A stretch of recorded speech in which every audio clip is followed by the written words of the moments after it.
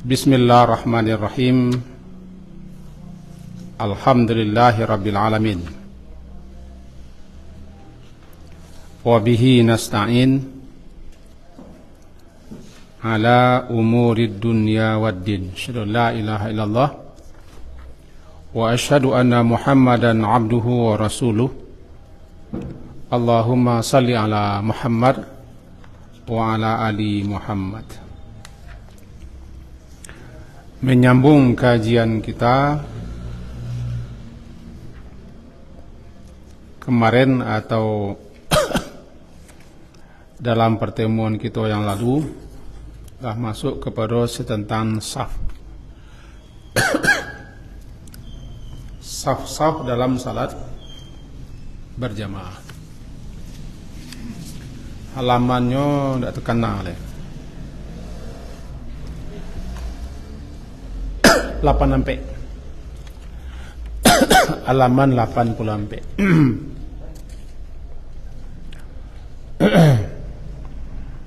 lah sampai kepada hadis yang ketiga kalau tidak salah, maka masuk kepada hadis yang keempat. Mari kita awali dengan membaca Bismillahirrahmanirrahim.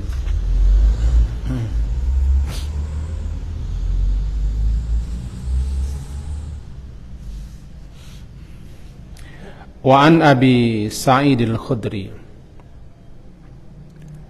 radhiyallahu anhu, dari Abu Sa'id al-Khudri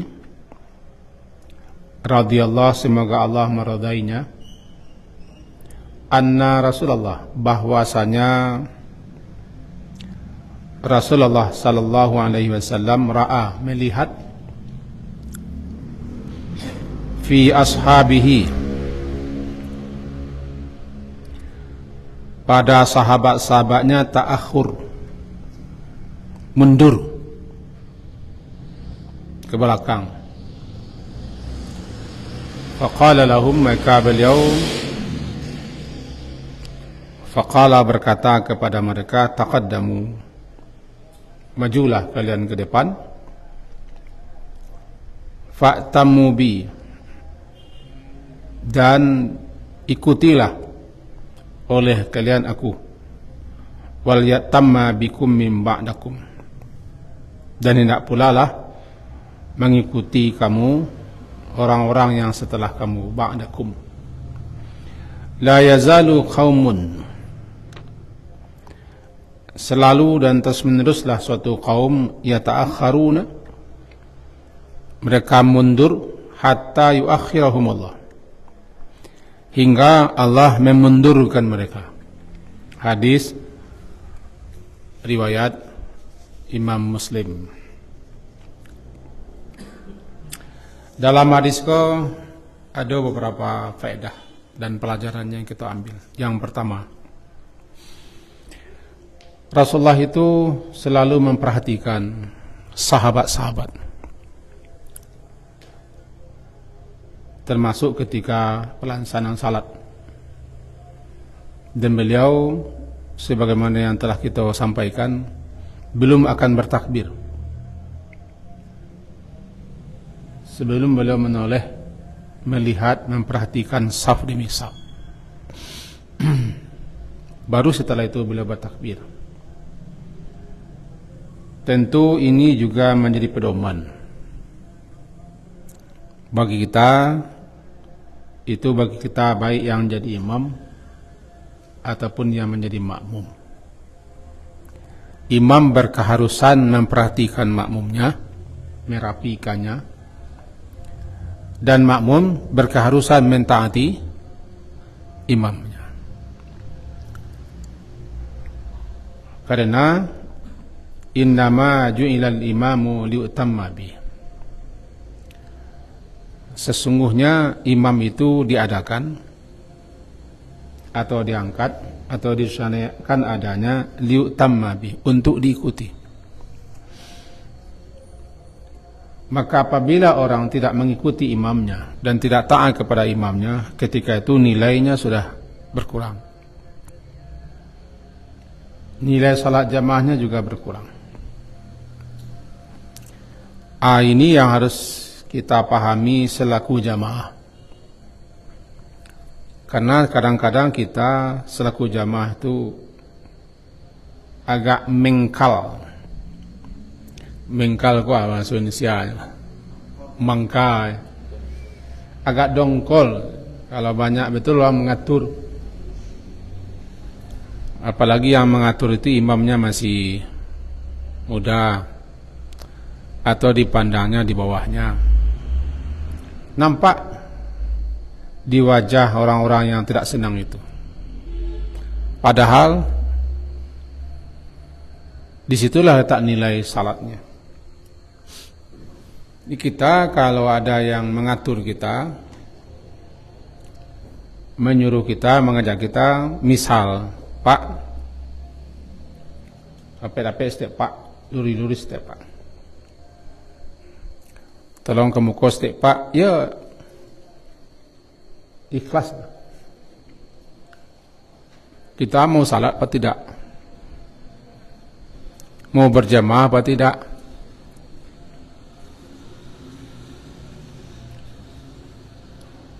Kadang kita dapati orang tidak mau dia. Berinsut tidak mau. Itu satu itu Rasulullah. Nah, satu kali Rasulullah SAW beliau melihat fi ashabihi, pada sebagian sahabat-sahabatnya ada yang suka ke belakang. Kau gak perangai wak belakang, nak mau ke muka. Bahkan diajak orang ke muka lah Pak, nak mau. Ini milih ke belakang. Ta'akhur. Dan sebagian sahabat Nabi ada yang ta'akhur, suka mundur, suka ke belakang, tidak mau ke muka.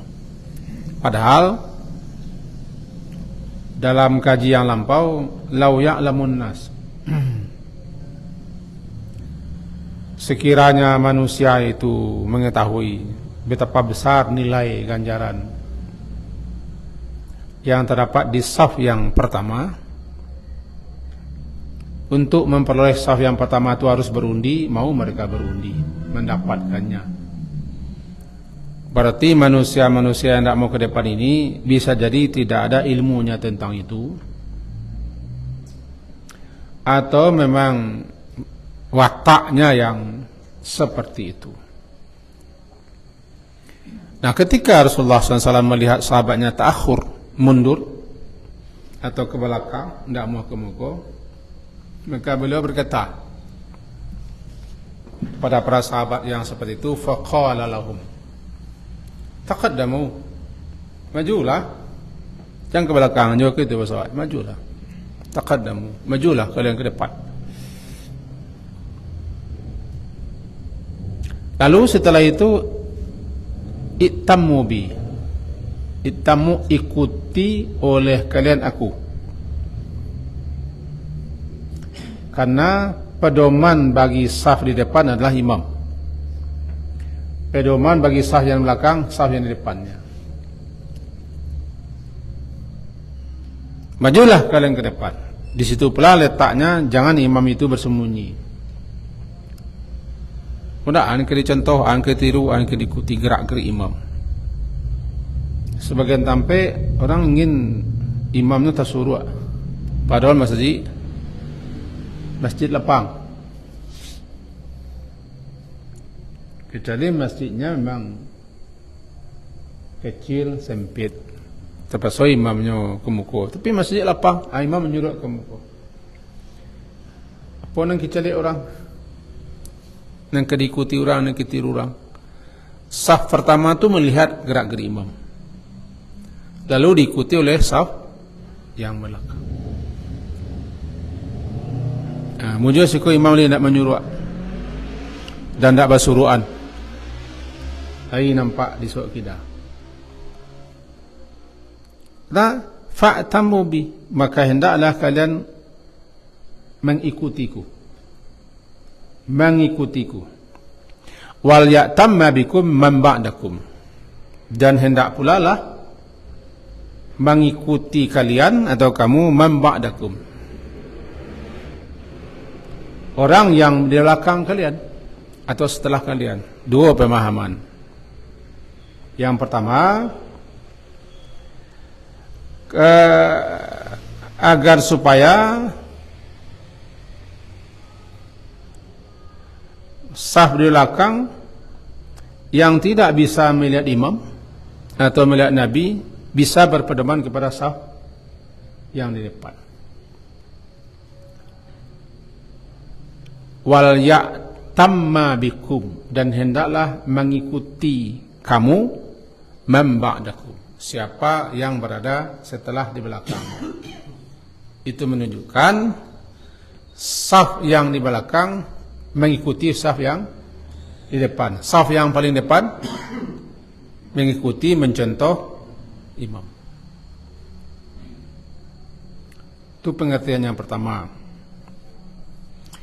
Pengertian yang kedua juga disampaikan oleh para ulama, bahwa umat yang datang, generasi yang datang setelah generasi kalian, agar dapat, supaya dapat dia mengikuti kalian, karena kalian langsunglah yang bisa melihat aku,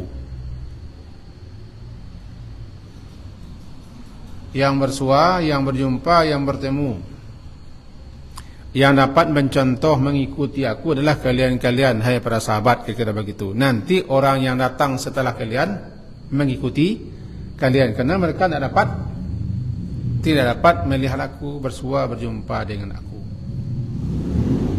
Kedua pengertian itu terdapat dalam kitab-kitab syarahan hadis.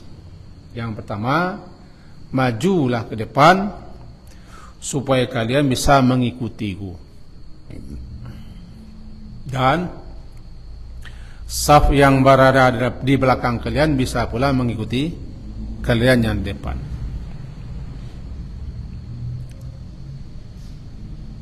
Di situ disampaikan oleh sebagian ulama, tidak wajar saf yang di belakang lebih dulu daripada saf yang di depan, karena mereka mengikuti saf di depannya. Cuma kadang itu si pancopek, si panggagih, orang sedih muku alun ruku, alun sujud lah, alun katanya lah. Nah, saf belakang lah dulu pada saf depan. Nah, mencari imam saja. Pentingnya kita mengetahui gerak-gerik imam. Sahabat Nabi, sebelum mereka melihat kening Nabi tercecah ke lantai, ke bumi, ke tempat sujud, bila mereka belum bergerak. Nah, siapa yang tahu itu? Saf yang paling depan, yang belakang tak tahu. Tetapi akibatnya saf depan, karena tidak mengikuti saf belakang, karena tidak mengikuti saf depan, mereka terkadang dulu daripada saf depan. Padahal saf depan belum lagi ke bawah, karena mereka melihat imam.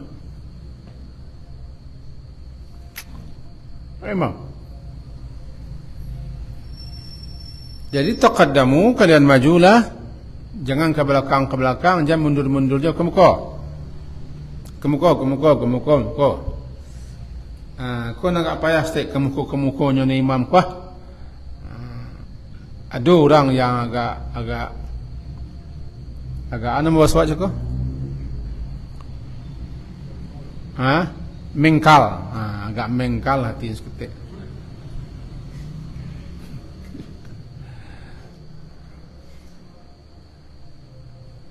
Mengkal bahasa Minang dongkol.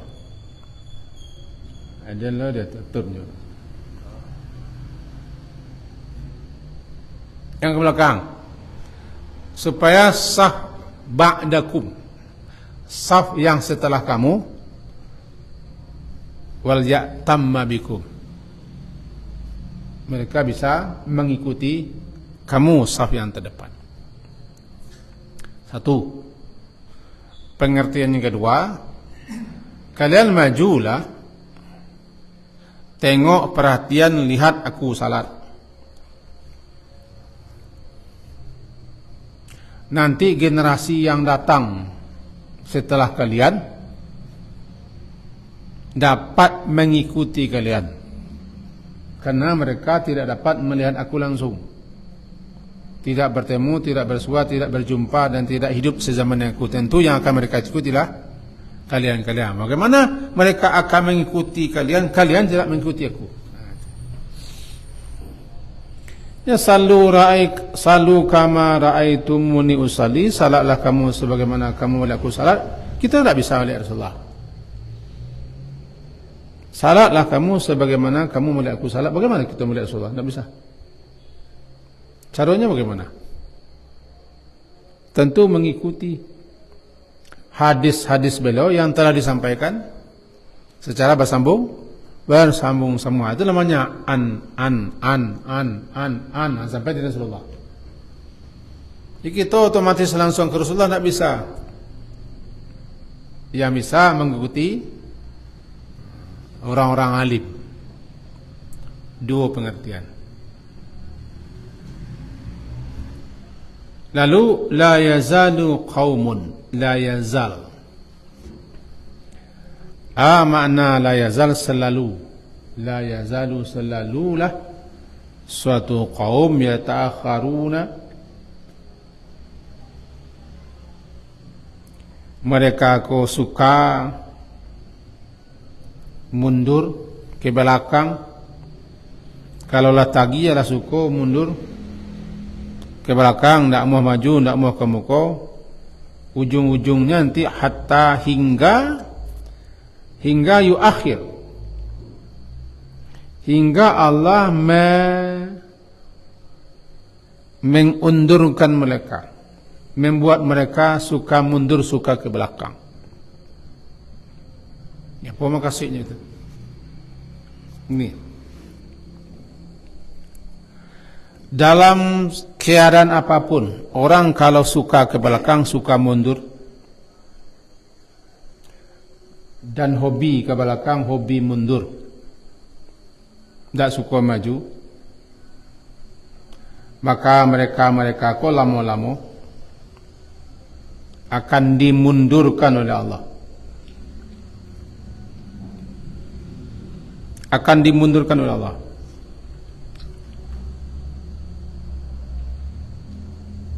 Apa yang akan Allah mundurkan dari mereka? Mereka akan diundurkan, mendapat rahmat Allah, atau meraih pahala ganjarannya, atau memperoleh surganya, atau memperoleh ketinggian derajat di sisi Allah. Sia saja nang suka mundur, bukan hanya dalam salat, mundur ke belakang, tidak mau ke muka. La yazal, selalu begitu. Lama-lama Allah mundurkan, Allah ke belakangkan, maka terundur, tertunda, terlambat, atau tidak mendapatnya berbagai macam hal, rahmat,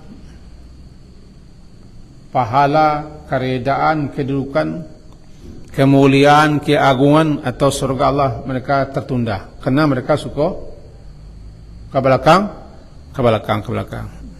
Termasuk ilmu pun, mereka tidak akan memperoleh manfaat ilmu, fadilah ilmu. Aku teguran, hati-hati, jangan suka ke belakang, jangan suka mundur.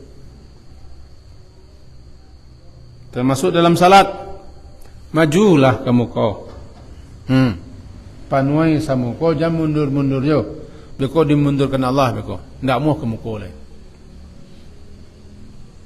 juga muka salat. Begitu dalam majlis ilmu, ke muka lah. Kau kalau ke muka sadalah, kau nak menyindian wala ke muka sadalah. Betul. Kita lihat di berbagai masjid,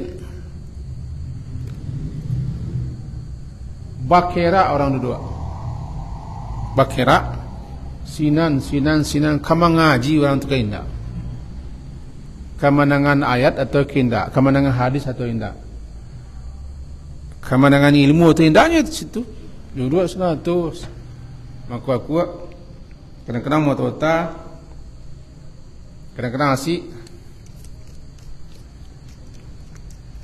ngaji munjua namanya ta'akhur sukomun mundur. Selalulah maju ke depan dalam salat, dalam majlis. Ancaman namanya la yazalu qaumun yatakharun. Apabila satu kaum suka mundur-mundurnya ke belakangnya tidak mau meraih keutamaan, meraih ketinggian, meraih posisi si Allah, lamo lambe yuakhir Allah sendiri yang memundurkan mereka, membuat mereka mundur dalam segala hal. Itu pemahaman. Yang terakhir, makmum yang jauh ke belakang lantaran tempat sempit atau orang ramai sehingga tidak dapat menceliak imam. Bahkan juga suara-suara imam tidak terangah. Makmum yang seperti itu boleh berpedoman kepada mubaligh. Tahu mubaligh? Yang menyampaikan suara imam di Masjidil Haram, Masjid Nabawi terangah aku. Namanya sautul mubaligh, suara mubaligh, suara orang yang menyampaikan suara imam. Bisa jadi imamnya suaranya kecil atau rendah atau pengeras suara kurang keras atau lokasi terlalu jauh. Penting ada suara penyambung, suara yang menyampaikan. Boleh orang yang jauh posisinya di imam mengikuti suara itu. Biasanya kok di masjid-masjid besar yang dikhawatirkan suara imam tidak terdengar. Atau saat hujan deras, bunyi hujan mengeloso, musala nak lo balotek, tentu bertentang-tentang. Imamnya suara nu karih dalam lo, karih ke dalam, kabaso suara nu keluar, maka harus ada namanya mubaligh yang menyampaikan suara imam karih terengah maka makmum yang tidak menengah suara imam nya boleh mengikuti suara.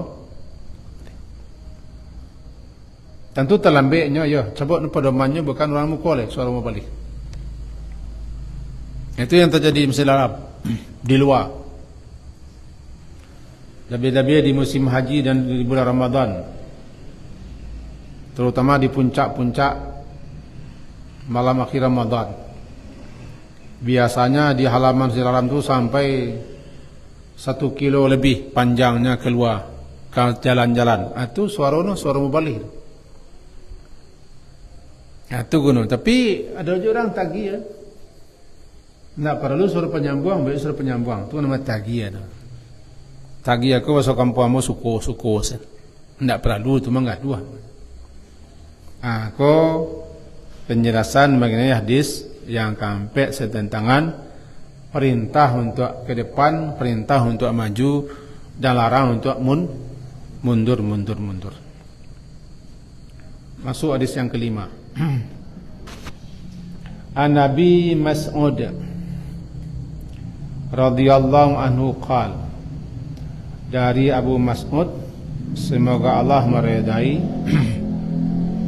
qala dia berkata, kana Rasulullah sallallahu alaihi wasallam adalah Rasulullah SAW itu yamsahu manakibana fi salah, beliau mengusap, menyentuh lalu usap-usap manakibana, bahu-bahu kami ketika dalam salat. Sebelum imam, sebelum beliau bertakbir, beliau kadang-kadang ke belakang. Kok agak jarang dilakukan imam. Kok dilakukan imam itu negara riwayat enggak lain lo bunyinya mereka. Banyak salat imam kumah. Kok mantul lebih ku bunyi, tapi memang begitu keadaannya.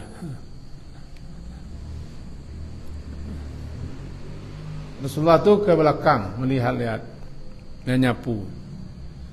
Tapi karena posisi beliau Rasul tentu harus diikuti. Kalau dawak kalau dilakukan hendaknya imamnya imam nantuo. Imam tuo, imam nalah bau mua leting-leting buya lah. Pajanyi aja suruh tu kayak koi kacana bawa kadang-kadang kah. Paja bujang baru. Isapu no apa? Bau orang. Pak, dulu pak. Macam ni orang. Yamsah, menyapu, menyentuh. Ketika itu beliau bilang istawu. Istawu, luruskanlah. Luruskanlah oleh kamu. Yang keluruskan tentu barisan, tentu saf. Luruskanlah. La takhtalifu, dan janganlah kamu itu berbengkok-bengkok, berkelok-kelok. Termasuk malawa. Ada Allah saf pun malawa. Luruslah. La takhtalifu.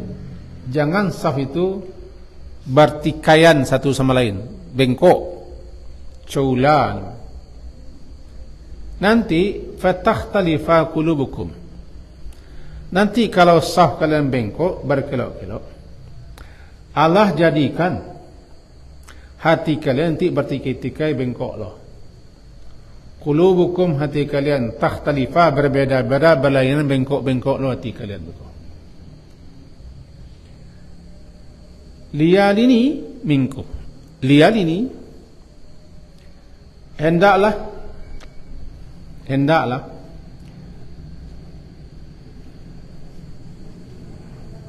yang dekat kepadaku ulul ahlam. Ulul ahlam orang-orang dewasa.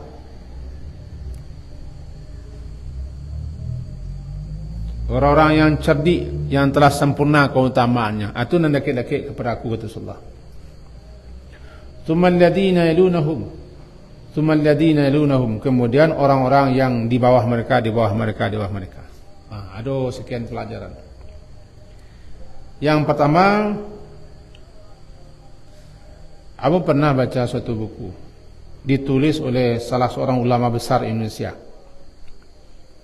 Karena di Indonesia banyaknya ulama. Tidak nanti luar negara saya ulama. Kita baca buku-buku mereka.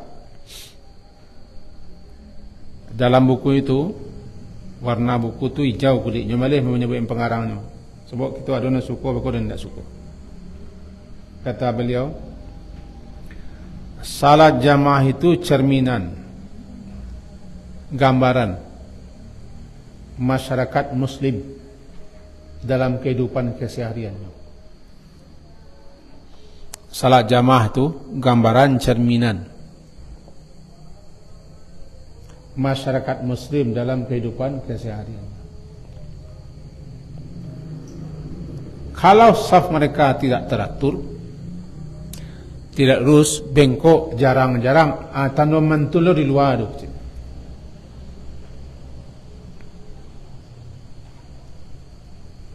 Jika saf mereka teratur, rapi, lurus, saling berdampingan,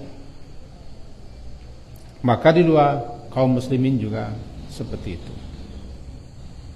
Maka jadilah salat itu cerminan gambaran keadaan kaum muslimin yang sebenarnya.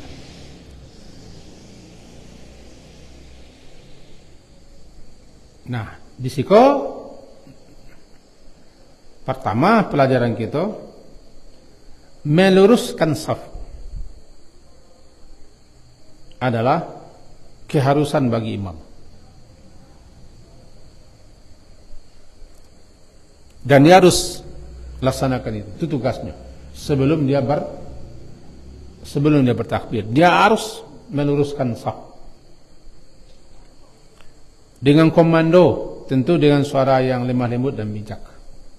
Karena imam ku tidak Rasulullah.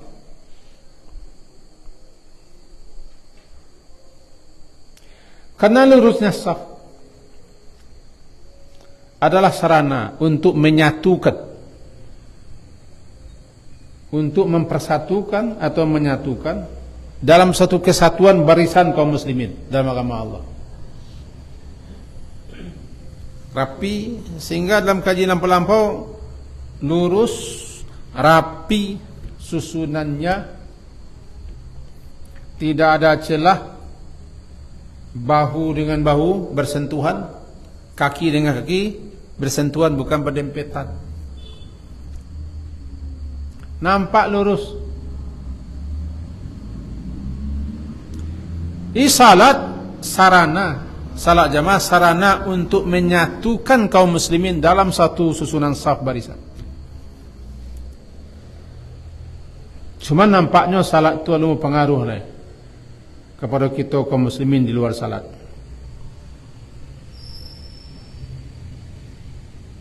Kenapa? Itu adalah kenyataan. Itu satu. Yang kedua,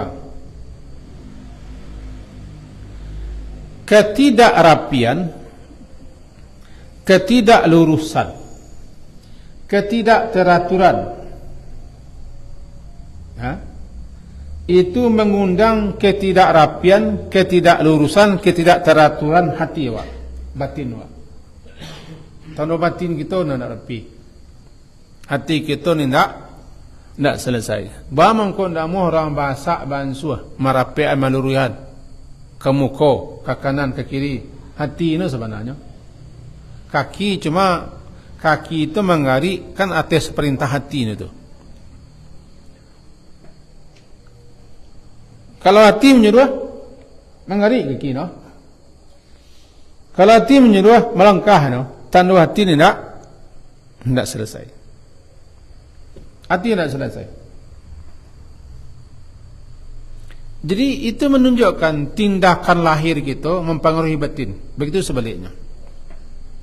Yang lahiriah itu mencerminkan yang batin, yang batin menjadi nampak di lahiriahnya. Abang kau nak muahnya ke muka, nak muahnya bergeser, nak muahnya pada pek, hatinya kenai. Tanda hati tidak selesai. Sebab bersentuhan dengan itu melembutkan hati. Kalau sudah rapikan. Jadi ketidaklurusan, ketidakrapian, ketidakteraturan saf itu cerminan hatinya yang tidak selesai. Hati orang salat tidak selesai.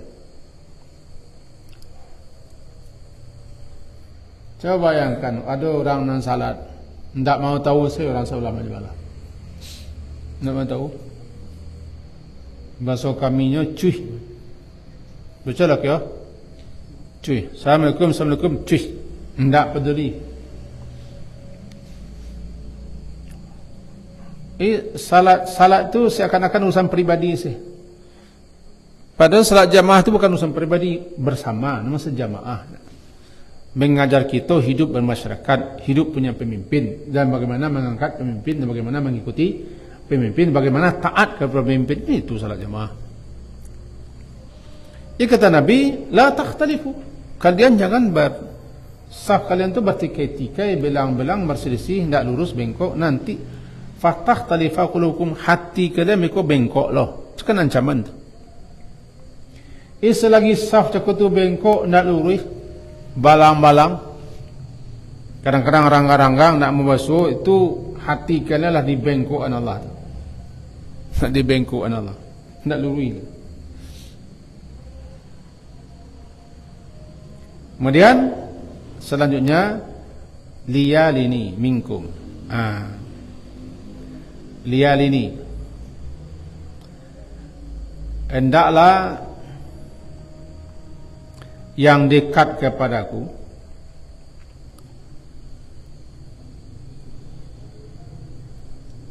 atau yang di belakangku ulul ahlam. Ahlam mimpi. Bahasa Arab maksudku ulul ahlam adalah orang yang telah dewasa. Orang kadang-kadang orang yang cerdik, yang sempurna keutamaannya. Aku isyarat hendaknya di belakang imam ulul ahlam wan nuha. Orang kadang-kadang, orang cerdik-cerdik, orang alim. Karena posisinya itu posisi terhormat dalam salat jamaah. Dialah nanti yang akan mengoreksi, akan meluruskan, akan menggantikan imam. Siapa orangnya itu? Orang-orang yang telah dewasa, orang-orang alim, cerdik pandai, orang-orang yang utama, lebih-lebihnya punya hafalan-hafalan ayat Quran. Dia nanti akan bertindak meluruskan imam, membetulkan imam. Dulu ketika Umar bin Khattab yang tak rusuaknya, dicucuk paruiknya dalam salat subuh, kan ada darah. Yang beliau tarik adalah orang yang belakang beliau ke muka. Beliau gang ke muka. Makanya kalau imam tu batal salatnya, orang lain kan tak tahu bahasa batal salat. Makanya harus silakan ke muka. Kalau tak mengerti, orang tu boleh tarik ke muka menggantiannya. Bagaimana nanti kalau yang di belakang imam kau orang yang hendak berilmu, hendak alim? Kau mati para roh kau bagus, siapa menggantian? Titik, jangan sambuang. Nak di belakang kau adalah orang-orang yang selepel atau di bawah segini kan, summa alladina yalunhum, kemudian orang yang di bawah mereka. Begitu kita diajar dalam salat untuk kita praktikkan di luar salat. Nangka mendampingi imam kau orang nan begini. Karena menggantikan akan mengoreksi imam, membetulkan imam. Cukup padahal mereka kalau di belakang imam kau baca bahasa lemu.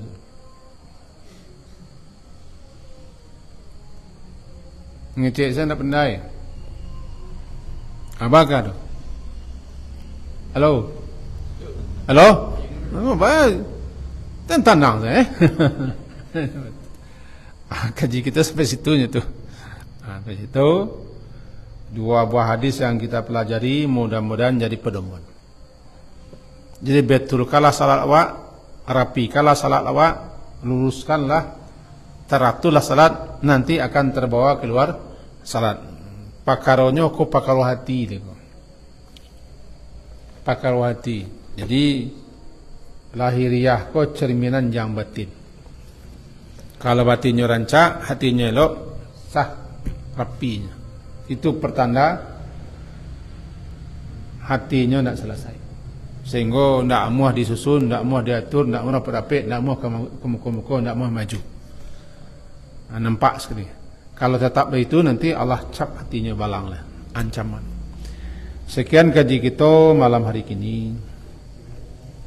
Semoga berfaedah dan bermanfaat. Diakhiri dengan subhanakallahumma wa bihamdika asyhadu an la ilaha illa anta astaghfiruka wa atubu ilaik. Wassallallahu ala Muhammadin wa ala alihi wa ashabihi ajmain. Walhamdulillah. Assalamualaikum warahmatullahi wabarakatuh.